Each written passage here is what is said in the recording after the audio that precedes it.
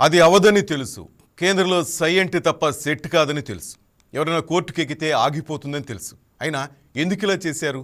BC రిజర్వేషన్లంటూ హంగామా ఎందుకు చేశారు? ఇది క్రెడిట్ వార్ కోసమా, లేక నిలబడాలంటే ఏదో ఒకటి కావాల్సిందే అనుకుని చేశారా? స్థానిక ఎన్నికలు తప్పించుకోవడానికా, బీసీల మద్దతు పొందడానికా? ఇలా ఎన్నెన్నో ప్రశ్నలు హైకోర్టు స్టే ఆర్డర్ ఇచ్చిన 5 నిమిషాలకే తెరపైకి వచ్చాయి. ఈ ప్రశ్నలు ఇప్పటికే చాలామంది వేశారు. అయినా అందరూ ఏం జరుగుతుందో చూద్దామన్నట్లు వెయిట్ చేశారు. కానీ ఇప్పుడు ఆగటం లేదు. పైగా ఇది అన్యాయం అంటూ బీసీ నేతల పేరుతో కొందరు ఆందోళన అంటున్నారు. రాష్ట్రాన్ని స్తంభింపజేస్తామంటున్నారు. అంటే తెలంగాణమంతా ఇక బీసీ నినాదంతో మార్మోగిపోతుందా? అదిగో నోటిఫికేషన్, ఇదిగో ఎన్నికలన్నారు. స్టే అడిగితే ఇవ్వలేదు. ఇక మన ప్లాన్ ఫైనల్ అన్నారు. మరి హైకోర్టు జడ్జిలు మనసులో మాట బయట పెట్టరుగా. వాళ్ళు అడిగిన ప్రశ్నలకే ఎవరికి వారు ఊహించేసుకుని అంతా ఓకే అనేసి అనుకుని అందరికీ చెప్పారు. ఈసీ కూడా ఎన్నికల నోటిఫికేషన్ కూడా చాలా ముందే ఇచ్చేశారు. కానీ మధ్యాహ్నానికి సీన్ రివర్స్ అయిపోయింది. హైకోర్టు మొత్తం అన్నిటికీ బ్రేక్ వేసింది. అటు స్థానిక ఎన్నికలు ఆగిపోయాయి, ఇటు బీసీ రిజర్వేషన్లు ఆగిపోయాయి. ఏం చేద్దామంటూ కాంగ్రెస్ నేతలు మంతనాల్లో మునిగిపోయారు.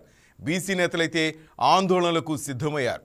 హైకోర్టు ఎందుకు బ్రేక్ వేసింది? దీనికి అడ్వకేట్ల విశ్లేషణ ఏంటంటే, ఒకటి, బీసీ రిజర్వేషన్ల బిల్లుకు గవర్నర్ ఇంకా ఆమోదం ఇవ్వకపోవడం. రెండోది, మొత్తం రిజర్వేషన్లు 50% దాటిపోవడం. గవర్నర్ ఆమోదం లేకుండా నోటిఫై ఎలా చేస్తారనేది ప్రశ్న. ఇక రిజర్వేషన్లు 50% దాటాలంటే సుప్రీంకోర్టు లేదా పార్లమెంటు ఓకే చేయాలి. కాదని మహారాష్ట్రలో ఒకసారి ఎన్నికలు కూడా నిర్వహించేశారు. గెలిచిన వాళ్ళు పదవులు కూడా తీసుకున్నారు. కానీ మహారాష్ట్ర హైకోర్టు 3 ఏళ్ల తర్వాత టోటల్ క్యాన్సిల్ అయింది. ఇప్పుడు అదే విషయం కోర్టులో పిటిషనర్ తరపు న్యాయవాది ప్రస్తావించారు. ఇవన్నీ కన్సిడర్ చేశారు. మరి చట్టాల ప్రకారం ఏం చూశారో కానీ స్టే విధించేశారు. అసలు బీసీ రిజర్వేషన్ ఎలా ముందుకొచ్చింది? వాస్తవానికి తెలంగాణలో బీసీలే మెజార్టీ, వారి ఓట్లే ఎక్కువ. కానీ అయితే రెడ్లు లేదంటే వెలములు, వీరి పెత్తనమే నడిచింది ఇన్నాళ్ళు. కానీ స్వరాష్ట్రం కావాలనే చైతన్యం ఎలా వచ్చిందో ఇప్పుడు బీసీలు ఎప్పుడు వెనకే ఉండాలా, ముందుకు రాకూడదా అనే నినాదం వచ్చింది. తీన్మార్ మల్లన్న లాంటి నేతలు కూడా తమ కెరీర్ కోసం ఇలాంటి వాటిని అందిపుచ్చుకున్నారు. సహజంగానే బీసీలో ఈ ఆలోచన ఉంది కాబట్టే ఈ నినాదానికి మద్దతు కూడా గట్టిగానే వచ్చింది. పరిస్థితి ఎక్కడి దాకా వెళ్ళిందంటే, ఈసారి బీసీ ముఖ్యమంత్రే తెలంగాణకని కాంగ్రెస్ నేతలు సైతం చెప్పారు. బీజేపీ సైతం బీసీ ముఖ్యమంత్రి అంటోంది. అదే సమయంలో కేంద్రంలో కూడా బీజేపీని కౌంటర్ చేయడానికి కాంగ్రెస్ బీసీ అస్త్రాన్ని ఎంచుకుంది.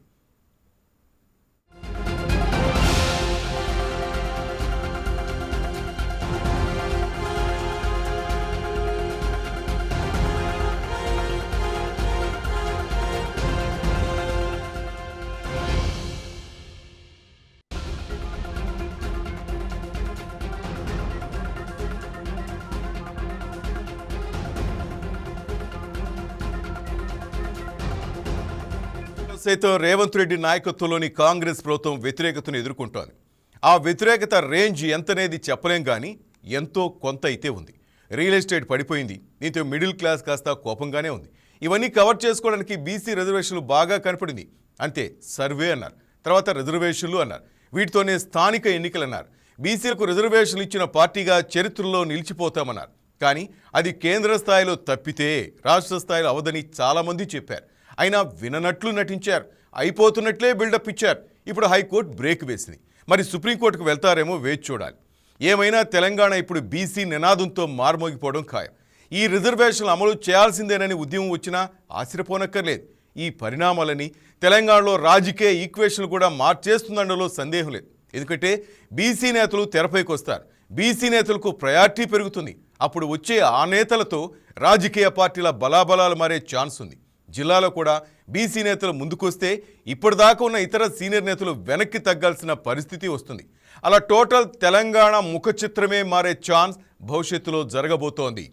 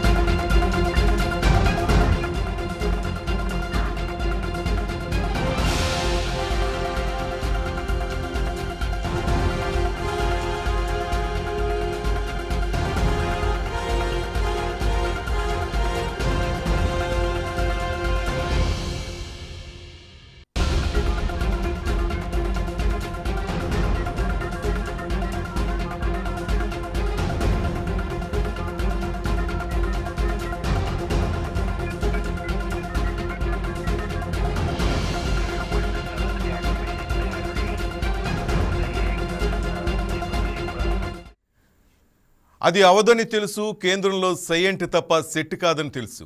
ఎవరైనా కోర్టుకెక్కితే ఆగిపోతుందని తెలుసు. అయినా ఎందుకు ఇలా చేశారు? బీసీ రిజర్వేషన్లంటూ హంగామా ఎందుకు చేశారు? ఇది క్రెడిట్ వార్ కోసమా, లేక నిలబడాలంటే ఏదో ఒకటి కావాల్సిందే అనుకుని చేశారా? స్థానిక ఎన్నికలు తప్పించుకోవడానికా, బీసీల మద్దతు పొందడానికా? ఇలా ఎన్నెన్నో ప్రశ్నలు. హైకోర్టు స్టే ఆర్డర్ ఇచ్చిన 5 నిమిషాలకే తెరపైకి వచ్చాయి. ఈ ప్రశ్నలు ఇప్పటికే చాలామంది వేశారు.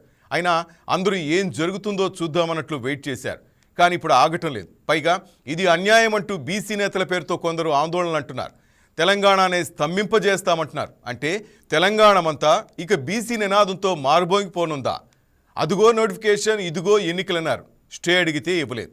ఇక మన ప్లాన్ ఫైనల్ అన్నారు. మరి హైకోర్టు జడ్జిలు మనసులో మాట బయట పెట్టరుగా.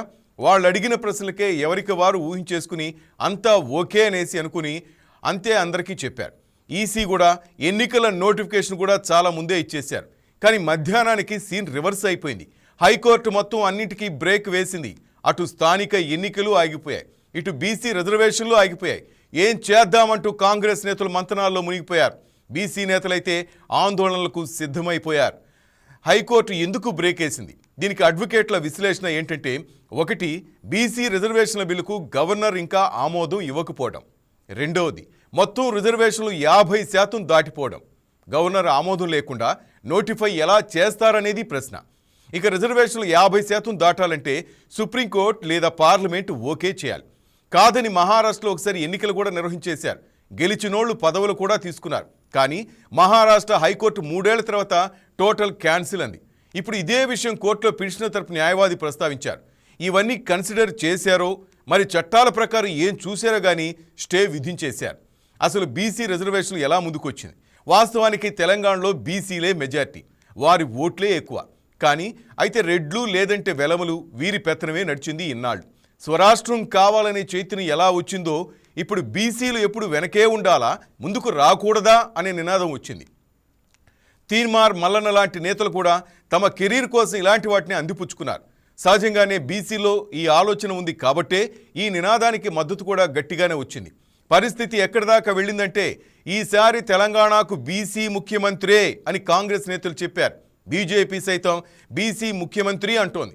అదే సమయంలో కేంద్రంలో కూడా బీజేపీని కౌంటర్ చేయడానికి కాంగ్రెస్ బీసీ అస్త్రాన్ని ఎంచుకుంది. తెలంగాణలో సైతం రేవంత్ రెడ్డి నాయకత్వంలోని కాంగ్రెస్ ప్రభుత్వం వ్యతిరేకతను ఎదుర్కొంటోంది. ఆ వ్యతిరేకత రేంజ్ ఎంతనేది చెప్పలేం, కానీ ఎంతో కొంత అయితే ఉంది. రియల్ ఎస్టేట్ పడిపోయింది. దీంతో మిడిల్ క్లాస్ కాస్త కోపంగానే ఉంది. ఇవన్నీ కవర్ చేసుకోవడానికి బీసీ రిజర్వేషన్లు బాగా వచ్చింది.